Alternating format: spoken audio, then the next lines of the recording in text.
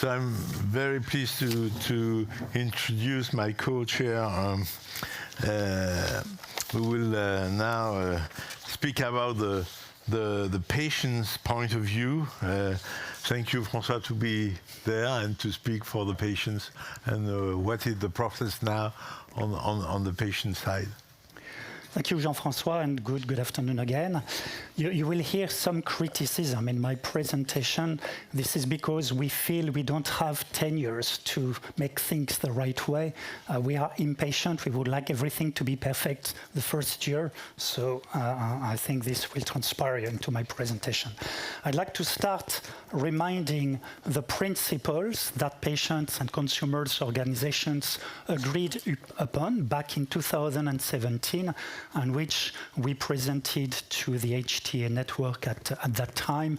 These principles are about how to be inclusive and that the modalities of involvement of patient experts should be codified with us. Legitimacy, which meant that when we have a seat, a place in a forum, we should have the same credibility as other experts. And that says that the patient community, as per the Denver principle of modern patient advocacy, should elect or choose their own representatives. We should not let others decide for us who should represent the patients. Transparency, visibility, publicity, relevance, the possibility even for patient organizations to appeal if we think that something was not right in the procedure. And the responsibility, an important principle for patient organizations involved in HTA. Once we agree with the procedure, even if at the end we are disappointed by the outcome, we should accept it without necessarily jumping to the media level or to the political level. And lastly, the enforceability, to make sure that we have the resources to implement all the principles. And as a first look, we think that there are some hiccups there. The modalities of involving patients were not really codified with patients in the HTA cooperations.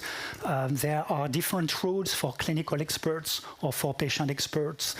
There is no real transparency on which experts are involved or not. For the rest, we will need to wait for the GCA reports and for the national uptake and the appraisal to decide how things are progressing.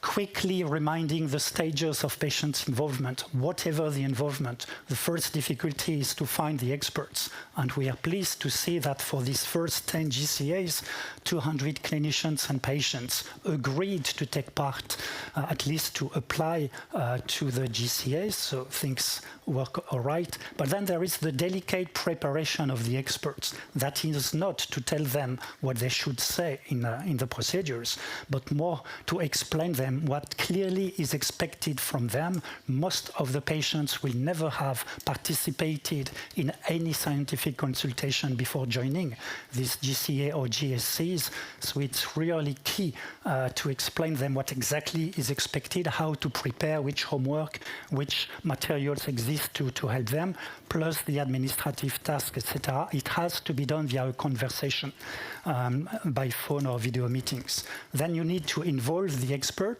That is to achieve the interaction via different methods, interviews, questionnaires, focus groups, etc. In the case of the GCAs, so 40 selected for 200 who applied. That's one who may be satisfied for 4 who are not so satisfied. I think we'll have to work on this ratio because we certainly don't want to generate an army of European citizens not satisfied the way things are done. Then there is the elaboration of the input. We will see from the GCA reports how this will be inserted, and then the necessity to acknowledge the input, the feedback to the participants, but also how they are publicly acknowledged as having participated in such processes. Regarding selection and conflicts of interest, so the way it works, the European Commission sends a request, a bulk request, and then we can identify a certain number of potential experts. We have 3 weeks to do so. And then we send the contact details to the European Commission. The first thing that the external experts receive is a link to register to. This is not this one. It's a complex process, and many give up from this stage because not everybody is digitally literate to a point where they can easily go through the registration process with all the new safety features that are necessary, but which are a burden for many. And you need to guide exactly like when you create an online bank account. You have someone from the bank guiding you through the process, or you won't create an online bank account. We need to organize this service here, otherwise too many will not even have a possibility to submit their declaration of interest, etc.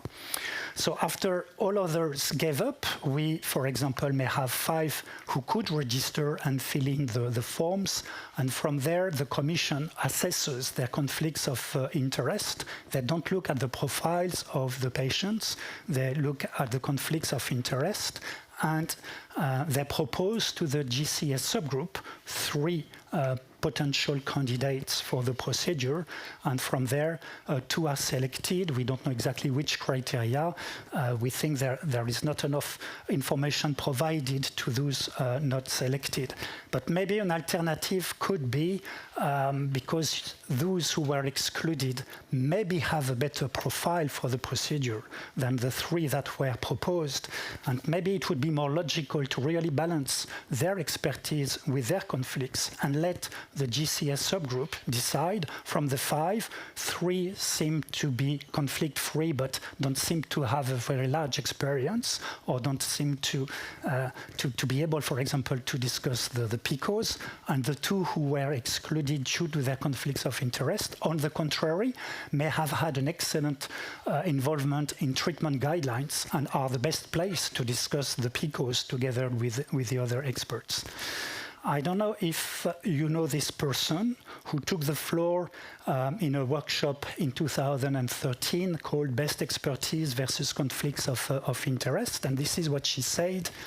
I was surprised when I began working at the Commission to find I was presumed to be guilty until I could prove I was innocent. At first, I thought it was a bit of a joke, but when you feel you are constantly trying to prove you are trustworthy, it has a big impact on you. And this is what we feel as patients every time we need to prove we are not guilty. It really has a disastrous impact. I have worked with industry. I even set up a company.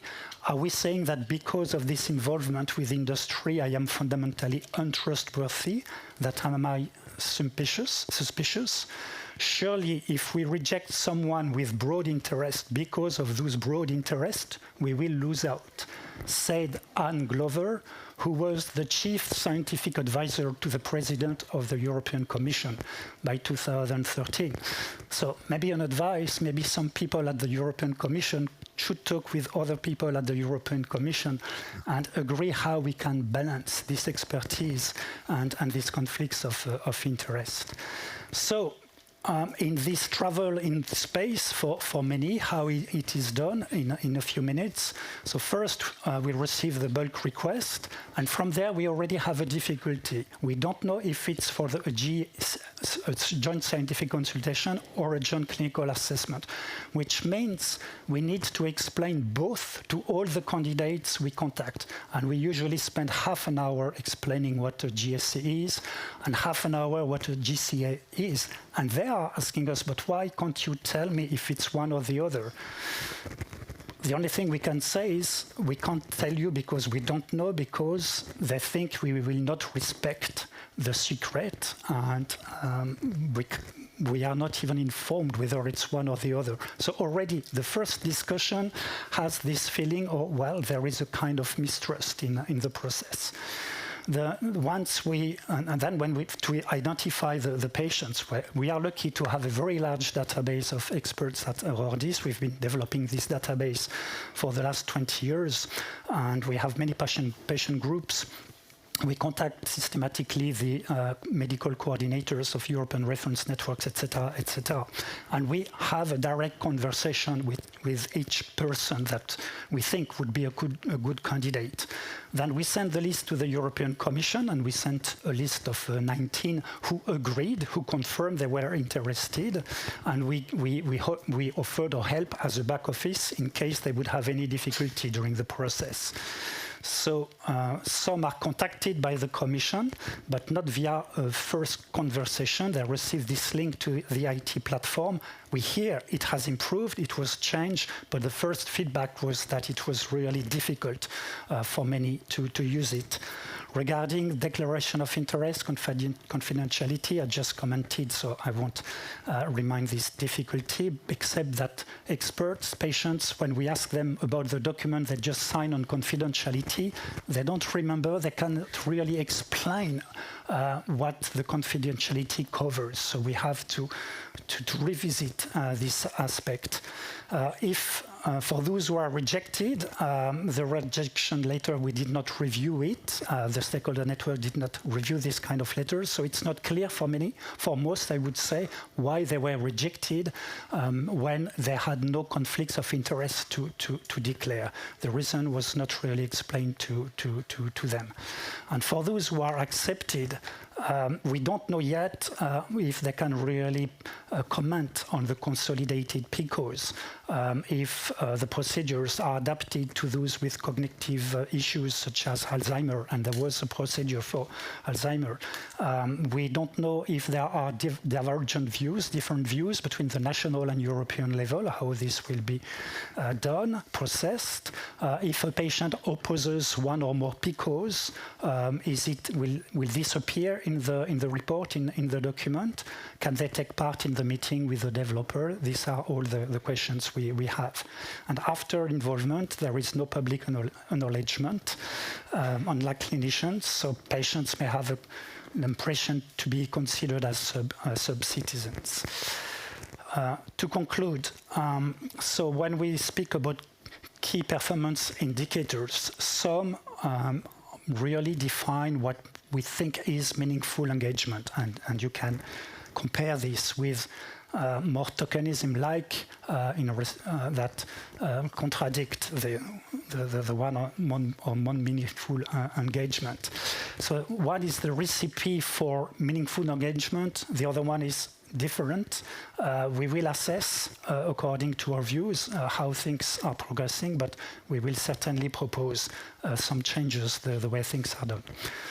It's only the beginning of a long journey, and things can only improve. There is certainly goodwill on all parts, in all parts, to find solutions and to improve the situation. And maybe finally, for patients, there is a more important role in the national appraisal than in the PICOs. We'll have to discuss this, and I thank you for your attention.